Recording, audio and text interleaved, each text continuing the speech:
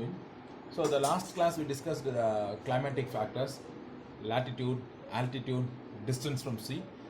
Now we're going to see about the monsoon wind. Very important. So monsoon wind, the most dominant factor which affect the climate of India. So compared to the other factors, this is the dominant factor. Because you know very well, ஒரு மழை தான் முக்கியமானது. நாடு வளமாக இருக்க செழிப்பாக இருக்க மழை பொழிவு மிக முக்கியம். ஸோ அந்த டெம்பரேச்சரை சேஞ்ச் பண்ணுறது எதுக்கு இருக்குது அப்படின்னு பார்த்தோன்னா மழைக்கு தான் இருக்குது. ஸோ மான்சூன்னா மழை காற்று அப்படின்னு சொல்லலாம். ஸோ இந்த மழைக்காற்று எப்படி உருவாகுது கொண்டு வருதுங்கிறதெல்லாம் லாஸ்ட் கிளாஸில் உங்களுக்கு எக்ஸ்பிளைன் பண்ணியிருக்கேன். பட் ஃபர்தர் இப்போ உங்களுக்கு எக்ஸ்பிளைன் பண்ணுறேன். ஸோ அப்போ most dominant factors which affect the climate of India அப்படின்னு பார்த்தோம்னா it's a monsoon wind. You know very well. So Tropic of Cancer divides பண்ணது இந்தியாவை அப்படின்னு நம்ம பார்த்தோம். Tropic of Cancer டிவைட் பண்ணுறது குஜராத் டு மணிப்பூர் வரைக்கும் இங்கே சைட் பார்த்தோம். ஸோ கீழே அப்படின்னு பார்க்கும்போது ஈக்குவேட்டர் ரீஜியன் வரும். ஈக்குவேட்டர் தான் divides the earth into two அப்படின்னு சொல்லலாம். North pole south pole. அதில் நார்த் போலில் இந்தியா ப்ரெசன்ஸாக இருக்குன்றதை நம்ம பார்த்தோம். ஸோ இப்போ during sun rays are vertical over the central part of India during the mid June. So mid June la பார்க்கும்போது sun rays vertical direct at Tropic of Cancer la விழும். So Tropic of Cancer next equator, Tropic of Cancer, equator, Tropic of Capricorn. So அப்போ sun rays direct vertical இங்க விழும்போது ஈக்குவேட்டருக்கு கீழே இருக்கக்கூடிய Tropic of Capricorn ரொம்ப cool ஆயிடும். ஓரளவு கூலிங்காக இருக்கும். ஸோ இங்கே ஹீட்டாக இருக்கும். ஸோ இங்கே ஹீட் இருக்கும்போது ஓவராலாக டிபெட்டியன் பிளாட்டியூ ஹீட் ஆகிறதுக்கு பாசிபிலிட்டிஸ் இருக்கும்.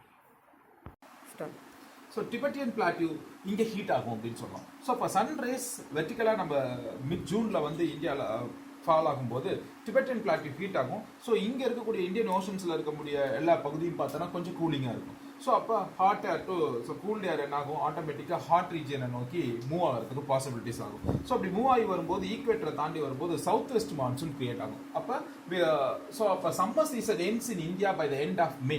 So position of the direct sun rays வந்து திரும்ப ஈக்குவேட்டர் லைனுக்கு வரும்போது இங்கே இருக்கக்கூடிய ஹீட் ரேஸ்லாம் என்ன ஆகும், மேலே மூவ் ஆகி வரும். ஸோ இந்த விண்ட் மேலே வரது ஈக்குவேட்டர்லேருந்து சேஞ்ச் ஆகி சவுத் வெஸ்ட் மான்சூன் அப்படின்னு சேஞ்ச் ஆகும். ஸோ சவுத் வெஸ்ட் மான்சூன் அப்படிங்கும்போது இந்த மாதிரியான மான்சூன்ஸ் கிரியேட் ஆகிறதுக்குண்டான பாசிபிலிட்டிஸ் அதிகமாக இருக்குது அப்படின்னு சொல்லலாம். ஸோ சவுத் வெஸ்ட் மான்சூன்ஸ் அதிகமான மழை மேகங்களை கொண்டு வரும், அதிகமான கிளவுட்ஸை கொண்டு வரனால சவுத் வெஸ்ட் மான்சூன் மூலியமா அதிக மான்சூன்ஸ் இந்தியாவுக்கு கிடைக்கிறதுக்கு பாசிபிலிட்டிஸாக இருக்குது. இதனால climatic conditions will be change from starting அந்த மே. இப்போ எக்ஸாம்பிள் இப்போ கூட அசாமில் நிறைய வெள்ளம் இருக்குது அப்படின்றதெல்லாம் கூட பார்த்துட்டு இருக்கீங்க ஜூன் மாதத்தில். ஸோ இந்த சவுத் வெஸ்ட் மான்சூன் தான் அதுக்கெல்லாம் ரீசன்ஸ் அப்படின்னு சொல்லலாம். ஸோ இது monsoon win very important for climatic factors அப்படின்னு சொல்லலாம்.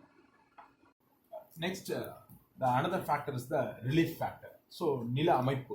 ஸோ இந்தியாவோட நில அமைப்பு எப்படிங்கிறது நம்ம பார்க்கணும். ஸோ ஆல்ரெடி நோ இந்தியாவோட ஃபியூச்சர்ஸ் ரிலீஃப் ஃபியூச்சர்ஸ் அப்படின்னு பார்த்தோன்னா இந்த நார்த் சைடில் அப்படின்னு பார்த்தோன்னா நார்த் டு ஈஸ்ட் அப்படின்னு பார்த்தோன்னா full and full Himalayas parallel ranges ப்ரெசன்ஸாக இருக்குது. This is very important one அப்படின்னு சொல்லலாம்.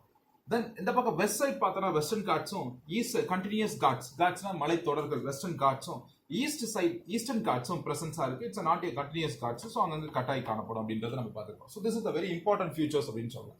ஸோ இங்கே ஆரவல்லி ரேஞ்ச் பேரலாகவும் இருக்கும் அப்படின்னு சொல்லியிருக்கலாம் ராஜஸ்தான் டு டெல்லி வரைக்கும் அப்படின்னு. ஸோ அப்போ ரிலீஃப் ஃபியூச்சர்ஸ் அப்படின்னு பார்க்கும்போது Himalayan is very important. So Himalayas என்ன பண்ணுதுன்னா it's prevent the cold air comes enter into the mid region of the India. So அப்போ ஏஷியா கான்டினென்ட்ல இருந்து வரக்கூடிய குளிர்ந்த காற்றை கோல்டு போல் ரீஜியன்ல இருந்து கொண்டு வரக்கூடிய ரொம்பவும் கோல்டு ஏர் என்ன பண்ணுதுன்னா அந்த ஹிமாலயாஸ் என்ன பண்ணுது ப்ரிவென்ட் பண்ணி உள்ளுக்குள்ள வராமல் தடுக்குது. ஸோ அதனால இங்கே எப்பயுமே ஓரளவு மிதமான வெப்பம் காணப்படுது.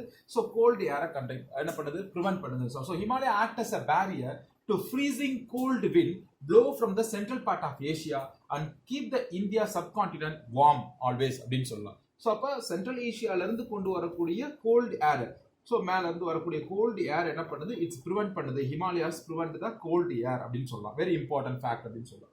another one அப்படின்னு பார்க்கும்போது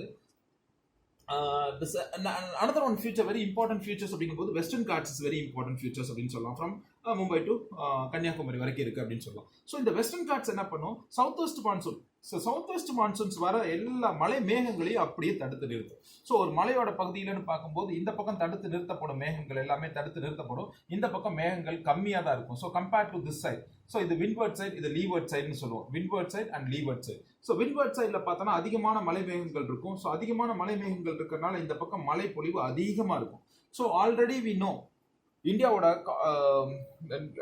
லேண்ட் ஃபீச்சர்ஸ் அப்படின்னு பார்த்தோம்னா வெஸ்ட் டு ஈஸ்ட் கொஞ்சம் ஸ்லோப்பா இருக்கும் அப்படின்றத நம்ம பார்த்தோம். ஸோ அதனாலதான் நிறைய ரிவர்ஸ் பார்த்தோம்னா வெஸ்ட் டு ஈஸ்ட் சைடா ஃப்ளோ ஆகி வருது அப்படிங்கிறதையும் நம்ம பார்த்தோம். ஸோ அப்போ இந்த விண்ட்ல எல்லாம் இந்த ரிலீஃப் ஃபியூச்சர்ஸ்ல இந்த வெஸ்டர்ன் காட்ஸ் மேக்சிமமான கிளவுட்ஸ் எல்லாம் ஸ்டே பண்றதுனால இங்க அதிகமான மழைப்பொழிவு அதிகமா இருக்கும். அதனாலதான் உங்களுக்கு மேங்களூர் கோஸ்ட் ரீஜன்ல இருக்கு, லொகேட்டட் ஆயிருக்கு. அங்க 280 சென்டிமீட்டர்ஸ் ரெயின்ஃபால் அக்கர் ஆகும். ஹவு மெனி சென்டிமீட்டர்னா 280 சென்டிமீட்டர்ஸ் ரெயின்ஃபால் அக்கர் ஆகும். அதே இது பெங்களூர் ஆப்போசிட்ல விண்ட்வர்ட் சைட்ல லீவர்ட் சைட்ல இருக்கும். ஸோ விண்ட்வர்ட் சைட் பெங்களூர் பிரசன்ஸ் ஆயிருக்கும். விண்ட்வர்ட் சைட் பெங்களூர் பிரசன்ஸ் ஆயிருக்கிறதுனால கிட்டத்தட்ட 280 சென்டிமீட்டர் ரெயின்ஃபால் கிடைக்குது. அதே டைம்ல பெங்களூர் லீவர்ட் சைடு மலைக்கு அந்த பக்கமா இருக்கிற பெங்களூர் வந்து லீவர்ட் சைடு சொல்லுவோம். ஸோ அதுல 50 சென்டிமீட்டர் ரெயின்ஃபால் தான் நமக்கு கிடைக்குதுன்னு சொல்லலாம். ஸோ அப்போ relief feature also one of the important factors of climate அப்படின்னு சொல்லலாம். ஸோ பெங்களூர் அதிகமான கூலிங் டெம்பரேச்சர்ல இருக்கும். பெங்களூர் கம்பேர் பண்ணும்போது பெங்களூர் அதிகம் அப்படின்னு சொல்லலாம். ஸோ அப்போ விண்ட்வர்ட் அண்ட் லீவர்ட்ன்றது இந்த மவுண்டன்ஸோட சைடை வச்சு தான் நம்ம சொல்லுவோம். So Western Ghats, Himalayas, same அதே மாதிரி சவுத் வெஸ்ட் மான்சூன் போகும்போது ஆரவழி ரேஞ்சுக்கு பேரலா இருக்கிறதுனால இது ஒன்றும் பெருசாக அஃபெக்ட் ஆகாது. அதனால இங்கே மழை மேகங்கள் அதிகமாக மழை கிடைக்காது அப்படின்னு கூட சொல்லலாம். So these also very important factor for the climate. Students, next climatic factors, jet streams. So we discussed in the altitude, latitude, distance from sea after relief features, monsoons இதெல்லாம் பார்த்தோம். ஸோ இப்போ நம்ம ஜெட் ஸ்ட்ரீம்ஸ் பற்றி பார்க்குறோம். So jet ஸ்ட்ரீம்ஸோட concept உங்களுக்கு முதல்ல தெரியணும். So jet ஸ்ட்ரீம்ஸோட concept என்ன அப்படின்னு பார்த்தோம்னா ஈக்குவேட்டர். ஸோ இங்கே இருக்கக்கூடிய சன்ரைஸ் இங்கே டைரக்டாக ஃபால் ஆகும் ஈக்குவேட்டரில். ஸோ முதல்ல ரெண்டு பகுதியுமே north pole and south pole பார்த்தா கூலாக இருக்கும். ஸோ இப்போ இங்கே இருக்கக்கூடிய டெம்பரேச்சர் ஆஃப் ஏர் பார்த்தோம்னா லோட் ப்ரெஷரில் இருக்கும். மேலே பார்த்தோம்னா ஹை ப்ரெஷரில் இருக்கும். விண்டோட ப்ரெஷர் ஹை ப்ரெஷரில் இருக்கும். இங்கே பார்த்தோம்னா விண்டோட கீழே பார்த்தோம்னா ஹை ப்ரெஷரில் இருக்கும், மேலே லோ ப்ரெஷரில். ஏன்னா இங்கே கூலிங்காக இருக்கிறதுனால அதிகமான விண்டு கூலிங்காக இருக்கிறதுனால கீழே ஹை ப்ரெஷரில் இருக்கும், மேலே லோ ப்ரெஷரில் இருக்கும். ஸோ அப்போ என்ன ஆகும்னு பார்த்தோம்னா இந்த ஈக்குவேட்டரில் இருக்கக்கூடிய லோ ப்ரெஷர்ல இருந்து ஹை ப்ரெஷரில் இருக்கிற விண்டு இந்த லோ ப்ரெஷர் விண்டை நோக்கி பாஸ் ஆகும். சேம் ரெண்டு பக்கமே. ஸோ இந்த ரெண்டு பக்கமும் இந்த விண்ட் பாஸ் ஆகிறத வச்சு தான் என்ன ஆகும்னா ஜெட் ஸ்ட்ரீம்ஸ் அக்கர் ஆகும் அப்படின்னு சொல்லலாம். இதை westerly winds and easterly winds அப்படின்னு நம்ம சொல்லுவோம். ஸோ அப்போ ஈக்குவேட்டர்ல சன்னோட ரேஸ் அதிகமாக இருக்கிறதுனால இங்கே ஹீட் ஆகிறதுனால கீழே வந்து லோ ப்ரெஷர் இருக்கும், மேலே ஹை ப்ரெஷர் இருக்கும். இங்கே கூலிங்காக இருக்கிறதுனால கீழே ஹை ப்ரெஷர் இருக்கும், மேலே லோ ப்ரெஷர்ல இருக்கும். ஸோ அப்போ ஹை ப்ரெஷர் டு லோ ப்ரெஷருக்கு விண்ட் ஆனது என்ன ஆகும், மூவ்மெண்ட்ஸ் ஆகும். இது காமன் தான் nature. So high pressure to low ப்ரெஷருக்கு மூவ் ஆகுது. ஸோ இந்த மாதிரி அட்மாஸ்பியர்ல ஸ்ட்ராட்டோஸ்பியர்ல ஒரு நேரோ ஜோனுக்குள்ள விண்ட் பாஸ் ஆகிறத தான் நம்ம என்னன்னு சொல்றோம் அப்படின்னு பார்த்தோம்னா எந்த இடத்துல இருந்து இந்த ஒரு விண்ட் உருவாகி எந்த டைரக்ஷன்ல பாஸ் ஆகுதோ அதை வச்சு westerly winds and easterly winds அப்படின்னு சொல்லுவோம். ஸோ இந்த வெஸ்டர்லி விண்ட்ஸ் ஈஸ்டர்லி விண்ட்ஸ் பார்த்தோம்னா இந்த மாதிரி ப்ளோ ஆகும், கீழையும் மேலையும் இந்த லோலஸ் ஆங்கிள் டைரக்ஷன்ல ரொட்டேட் ஆகும். ஸோ இந்த வெஸ்டர்லி விண்ட்ஸ் அண்ட் ஈஸ்டர்லி விண்ட்ஸை பத்தி தான் நம்ம இன்னைக்கு பார்க்க போறோம். ஸோ இந்த westerly winds and easterly winds I mean jet streams. So இந்த ஜெட் ஸ்ட்ரீம்ஸ் சொல்லுவோம். இந்த jet streams important for the climatic factors in our India அப்படின்னு சொல்லலாம். ஸோ என்ன கிளைமேட்டிக் ஃபேக்டர்ஸ் இது இம்பார்ட்டன்டா கொடுக்குது அப்படின்னு பார்த்தோம்னா jet streams. First jet streams explain என்னன்னா jet streams are the fast moving wind, ரொம்ப ஃபாஸ்டா ப்ளோ ஆகக்கூடிய wind in a narrow zone in the upper atmosphere. upper atmosphereல ஸ்ட்ராட்டோஸ்பியர்ல இது எக்ஸாம்பிள். ஸ்ட்ராட்டோஸ்பியர் புக்ல எல்லாம் கூட எழுதிக்கங்க நீங்க. ஸ்ட்ராட்டோ STRA ஸ்ட்ராட்டோஸ்பியர் அப்படின்னு சொல்லலாம்.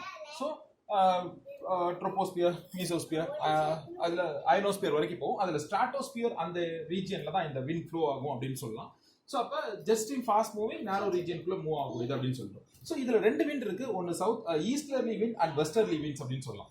இதுல வெஸ்டர்லி விண்ட் என்ன பண்ணுது அப்படின்னு பார்த்தோம்னா டிரைவன் பண்ணுது, சவுத் வெஸ்ட் மான்சூனை டிரைவன் பண்ணி டிபெட்டியன் பிளாட்டியூ வரைக்கும் மூவ் பண்ணி கொண்டு போகுது. ஸோ அதனால அந்த பகுதியில் இருக்கக்கூடிய ஸோ இந்த ரீஜியன்ல இருக்கிறவங்களுக்குலாம் அதிகமான மழைப்பொழிவு கிடைக்கிறதுக்கு சவுத் வெஸ்ட் மான்சூன் வந்து வரும் மேலே வரும்போது இந்த வெஸ்டர்லி விண்ட்ஸ் என்ன பண்ணுது, இந்த விண்ட்ஸ் அப்படியே இந்த பக்கமா கிளவுட்ஸ் எடுத்துட்டு போய் இங்க இருக்கக்கூடிய ரீஜன்ல எல்லாம் அதிகமான மழைப்பொழிவுகளை கிடைக்கிறதுக்கு ரொம்ப ஹெல்ப்ஃபுல்லா இருக்கு அப்படின்னு சொல்லலாம் இந்த வெஸ்டர்லி விண்ட்ஸ்.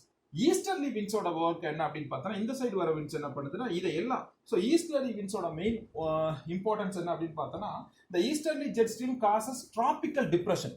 ஸோ டிராபிக்கல் டிப்ரெஷனா காற்றழுத்த தாழ்வு மண்டலத்தை உருவாக்குது. ஸோ ஒரு பெரிய டிப்ரெஷன் இது வந்து இங்கே ஃபார்ம் ஆகும்போது ஒரு பெரிய டிப்ரெஷன் காற்று அழுத்தம் ஏற்படுது. ஸோ இந்த காற்று அழுத்தத்தினால என்ன ஆகுது, during the south west monsoon and retreating monsoon. So south west மான்சூன்ங்கிறது காற்றானது நிலப்பரப்புக்குள்ள வர்றது சவுத் வெஸ்ட் மான்சூன் சொல்லுவோம். ரீட்ரீட்டிங்கிறது இங்க இந்த ஹிமாலயாஸால தடுக்கப்பட்டு திரும்ப உள்ளுக்குள்ளேயே திரும்ப போகும். ஸோ கடல் பகுதிக்கு போகிறத ரீட்ரீட்டிங் மான்சூன் சொல்லுவோம். அப்போ போத் சவுத் வெஸ்ட் மான்சூன் அப்பவும் சரி, ரீட்ரீட்டிங் திரும்ப போற காற்றுலையும் சரி, ஒரு பெரிய தாழ்வு மண்டலத்தை உருவாக்கி புயல் காற்றுகளை உருவாக்குறதுக்கு காரணமா இருக்கு அப்படின்னு சொல்லலாம் சைக்ளோன்ஸ். ஸோ அப்ப easterly jet stream causes tropical depression, ஒரு காற்றழுத்த தாழ்வு மண்டலத்தை உருவாக்குது. எதுல? சவுத் வெஸ்ட் மான்சூன்லயும் உருவாக்குது and retreating monsoon. So south west மான்சூன்ஸ்ங்கிறது உள்ள வரது, திரும்ப வெளியே போறதா ரீட்ரீட்டிங் மான்சூன் அப்படின்னு சொல்லுவோம். உள்ள வந்தது திரும்ப என்ன ஆகும்? ரீட்ரீட்டிங் அப்படின்னா திரும்ப தடுக்கப்பட்டு ப்ரிவென்ட் பண்ணப்பட்டு வெளிநோக்கி போகும். ஸோ கடல் பகுதிக்கே போகும். அதை ரீட்ரீட்டிங் மான்சூன் சொல்லுவாங்க. ஸோ போத் மான்சூன்ஸ் இந்த ரெண்டு இதுலையுமே என்ன பண்ணும்? ஒரு பெரிய டிராபிக்கல் டிப்ரெஷனை உருவாக்குது. So very important, tropical depression, காற்றழுத்த தாழ்வு மண்டலத்தை உருவாக்குது. ஸோ இதனால அதிகமான புயல் உருவாகி அதிகமான கிளவுட்ஸ் உள்ள இழுக்கப்பட்டு அதிகமான மழைப்பொழிவு கிடைக்குது அப்படின்னு சொல்லலாம். ஸோ அப்போ வெஸ்ட்லரி and easterly are very important. These two jet streams are very important for the climatic factors in our India அப்படின்னு சொல்லலாம். ஸோ அப்போ ஜெட் ஸ்ட்ரீம்ஸோட தியரி உங்களுக்கு தெரியணும். ஜெட் ஸ்ட்ரீம் எப்படி கிரியேட் ஆகுது அப்படின்றது நம்ம சொன்னது இதான். அதோட சின்ன சாம்பிள் இது உங்களுக்கு புக்ல இல்லை, பட் எக்ஸாம்பிள் நான் சொல்றேன் எப்படி கிரியேட் ஆகுதுன்னு. ஸோ ஈக்குவேட்டர்ல ஸ்ட்ரைட்டா சன் ரேஸ் ஃபாலோ ஆகுதுனால ஈக்குவேட்டர் ரீஜன் ரொம்ப ஹாட் ஆகும். ஸோ கீழே இருக்கக்கூடிய ஏர்ல லோ ப்ரெஷர்ல இருக்கும், அப்பர் அட்மாஸ்பியர்ல இருக்கக்கூடிய ஏர்ல ஹை ப்ரெஷர்ல இருக்கும். ஸோ இங்கே அதே மாதிரி கூலிங் நார்த் போலில் பார்த்தோம், சவுத் போலில் அப்படின்னு பார்த்தோம்னா கீழே கூலிங்காக இருக்கனால ஏர் வந்து ஹை ப்ரெஷரில் இருக்கும், மேலே லோ ப்ரெஷரில் இருக்கும். மேலே கூலிங் இருக்கிறதுனால லோ ப்ரெஷரில் இருக்கும் அட்மாஸ்பியரில். ஸோ இப்போ ஹை ப்ரெஷர் டு லோ ப்ரெஷருக்கு இந்த விண்டானது என்ன ஆகும்? எக்ஸ்சேஞ்ச் ஆகும். ஸோ அதை தான் நம்ம என்னன்னு சொல்லுவோம்னா வீஸ்ட் எந்த பக்கம் இருந்து எக்ஸ்சேஞ்ச் ஆகுது? வெஸ்ட் டு ஈஸ்டா, ஈஸ்ட் டு வெஸ்ட் ஆகும்போது வெஸ்டர்லி விண்ட்ஸ், ஈஸ்டர்லி விண்ட்ஸ்னு சொல்லுவோம். ஸோ அந்த ரெண்டு விண்ட்ஸும் நம்மளுடைய சப்ட்ராபிக்கல் ரீஜன், ட்ராபிக் ரீஜனில் எவ்வளோ ஹெல்ப்ஃபுல்லாக இருக்குது கிளைமேட்டிக் கண்டிஷன்ஸுங்கிறத இந்த லெசனில் நம்ம பார்த்தோம். என்ன